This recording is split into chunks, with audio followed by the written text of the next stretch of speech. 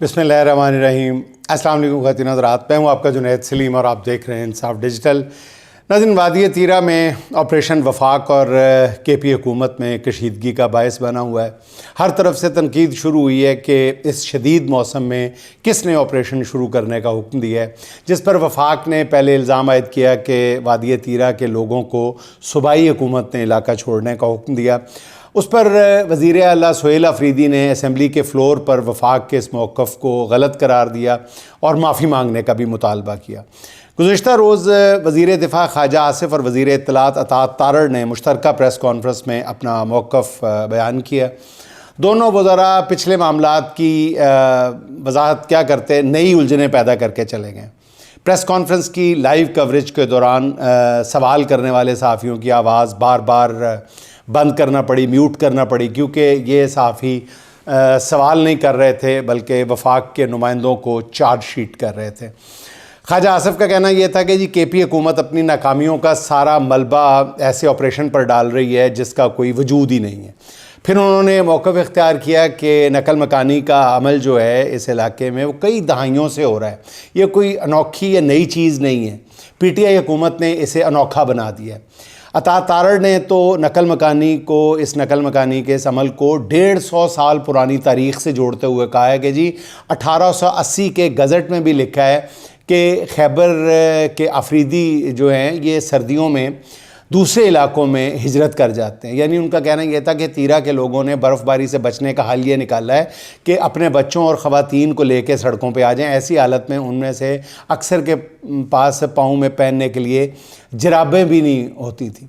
दो रोज़ा ये जो दो वज़रा जो हैं ये कौमी TV पे बैठकर नकल मकानी की ये मंतक पेश कर रहे थे।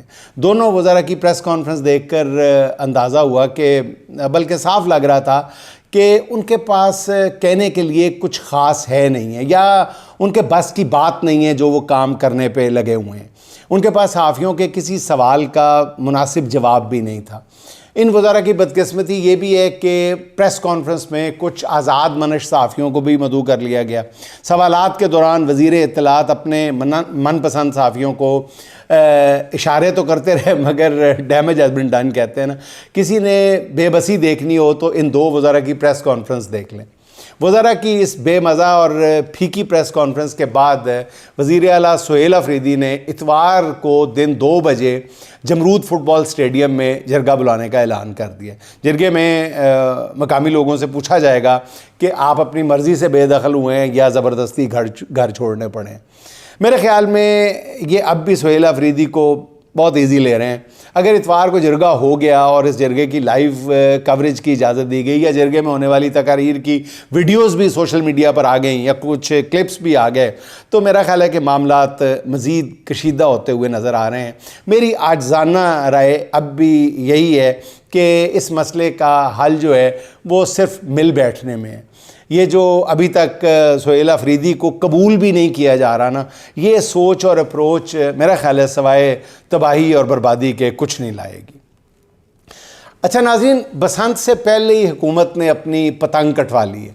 एक कैदी की नफ़रत में किए गए बचगाना फ़ैसलों ने पंजाब हुकूमत की सारी इंतज़ामी मशीनरी को एक मजाक सा बना के रख दिया है। अब लोगों की समझ में नहीं आ रहा कि ये बसंत खुशी का त्यौहार है या बसंत मुखालिफिन की पकड़ दकड़ का एक मंसूबा है। यानी अजीबोगरीब से ये लग ही नहीं रहा कि कोई त्यौहार आ रहा है, ऐसे लग रहा है कोई मार्का बपा होने को है, जिसमें पुलिस जो है वो सीढ़ियाँ लगाकर घरों में दाखिल होगी और नकदा कोका गाना चलाने और इमरान खान की तस्वीरों वाली पतंगें बरामद करके शुरफा को हथकड़ियाँ लगाएगी, या फिर कानून के मुहाफ़िज़ जो हैं वो लंबी दिहाड़ियाँ लगाएंगे। हर कोई हैरान है कि हुक्मरान अखबार और TV के इश्तिहारात, राशन के थैलों और छोटे छोटे डब्बों पर, रेडियों पर, हत्ता कि अवामी बैतुल खला पर अपनी तस्वीर लगवाने के बावजूद अपने हरीफ की एक तस्वीर भी बर्दाश्त क्यों नहीं कर पा रहे।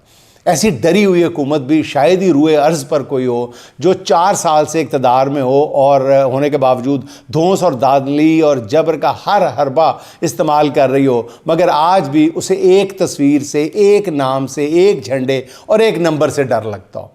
उनका यही डर अब नई नस्ल के हाथ में आ गया, उनकी छेड़ या चिड़ बन के। جن سے یہ حکمران دل کھول کر نفرت کرتے ہیں۔ اس جنریشن نے، ناظرین، اس نسل نے پنجاب کے حکمرانوں کا یہی ڈر ان کے لیے ایک تمسخر بنا کے رکھ دیا۔ ان کے ہاتھ میں پنجاب حکومت کا فوبیا آ گیا۔ یہ انہیں عمران خان سے ڈراتے ہیں، کبھی اس کی تصویر لہرا کر، کبھی اس کا قیدی نمبر پکار کر، کبھی نقدہ کوکا گا کر، اور اب تو انہوں نے اس کا نام ہی نعرہ بنا دیا ہے۔ اور ہاں ناظرین، یاد آیا، نون لیگ کے ایک سینئر رہنما نجی محفلوں میں کہتے سنے گئے ہیں کہ جی پنجاب حکومت سے غلطی ہو گئی ہے جس نے پتنگوں پر 804 لکھنے پر پابندی نہیں لگائی۔ اب ہر پتنگ پر قیدی 804 لکھا ہوگا۔ اس پر ان سے کہنا تھا کہ حضور ڈلیاں بیراں دا ہلے بھی کچھ نہیں بگڑیا، تسی ہن 804 تے پابندی لا دیو۔ پابندی نہ ہو گئی، نون لیگ کا تماشا ہو گیا۔ پنجاب حکومت ایک اور کام کرے، بسنت سے پہلے نئے گانوں کی ریلیز پر بھی پابندی لگا دے، کیونکہ مجھے خبر ملی ہے کہ بسنت سے پہلے عمران خان کی محبت میں 2 نئے گانے ریلیز ہونے کی یا ریلیز کرنے کی تیاریاں ہو رہی ہیں جن کے چلانے پر پابندی نہیں ہے، یعنی وہ جو بین لسٹ ہے اس میں ان گانوں کا ذکر نہیں ہوگا۔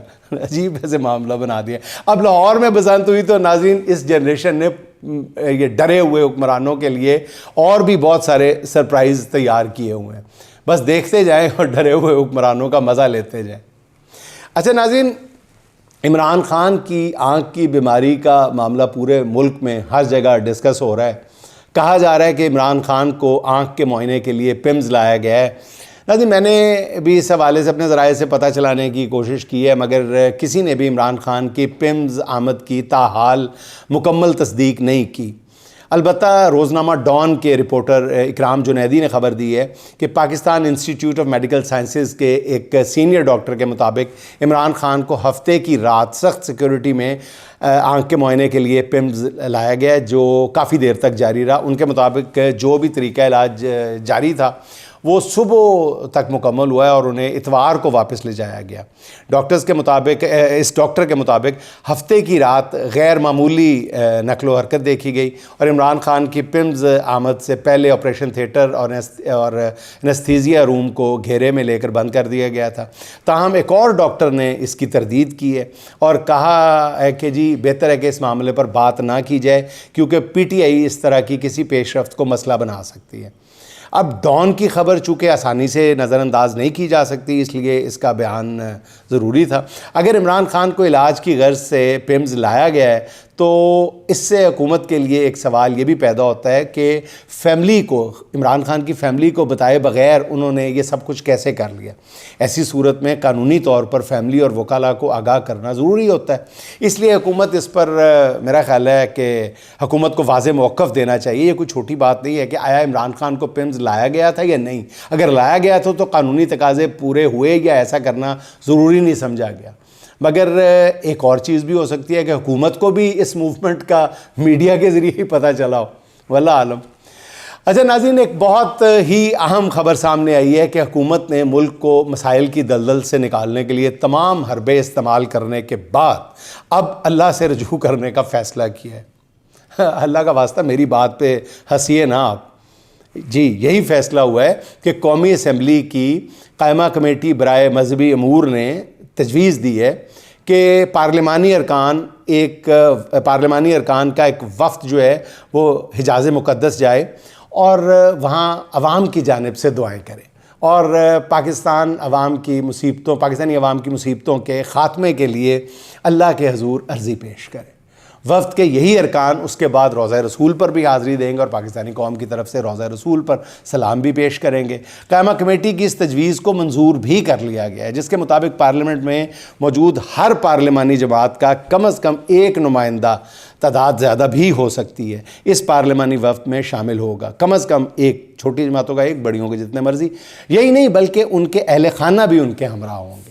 اور برگزیدہ ہستیوں پر مشتمل اس وفد کے سعودی عرب میں قیام، طعام، ہوٹل میں رہائش سمیت تمام اخراجات جو ہیں وہ قومی خزانے سے ادا کیے جائیں گے اس نیک کام کے۔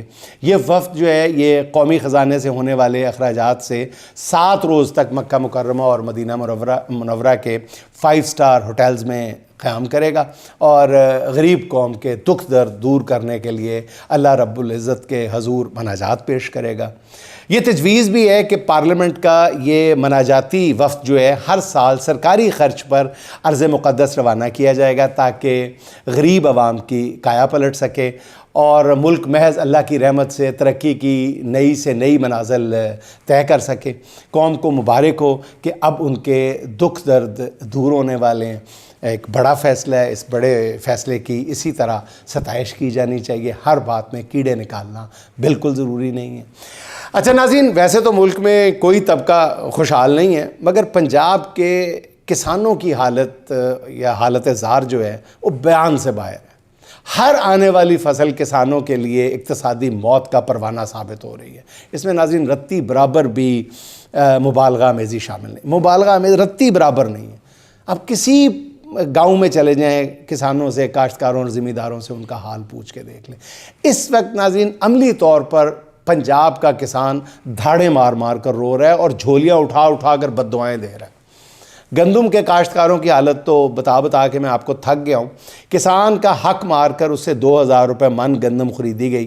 کسان چیختے چلاتے رہے مگر حکومتی مشیر مہنگائی ختم ہونے کا واویلا کرتے رہے۔ مڈل مین کہتے رہے مڈل مین کو مکائیں گے، کسانوں کو ان کا حق دیں گے، لیکن وہ پڑا ہے کاشتکار اور وہ پڑا ہے حق۔ ناظرین چند 100 کسانوں کے لیے پوری قوم کو مہنگا آٹا نہیں دے سکتے یہ کہتے رہے۔ پھر کتنے مہینے سستا آٹا ملا آپ نے بھی دیکھ لیا۔ آج چکیوں پر ناظرین آٹا جو ہے 170 روپے سے زیادہ فی کلو مل رہا ہے۔ مڈل مین ارب پتی ہو گیا ہے، جس کے خاتمے کا اعلان کرتے رہے تھے، وہ ارب پتی ہو گیا۔ کسان کے پاس، بیچارے کے پاس اگلی فصل کی کاشت کے لیے جیب میں پیسے نہیں بچے۔ اب آلو کا کاشتکار بدترین حالات سے گزر رہا ہے۔ سرحدیں بند ہونے سے آلو کی پیداوار طلب سے بڑھ گئی ہے، جس کے نتیجے میں 55 کلو آلو کا توڑا جو ہے بوری 300 سے 400 روپے میں بک رہی ہے۔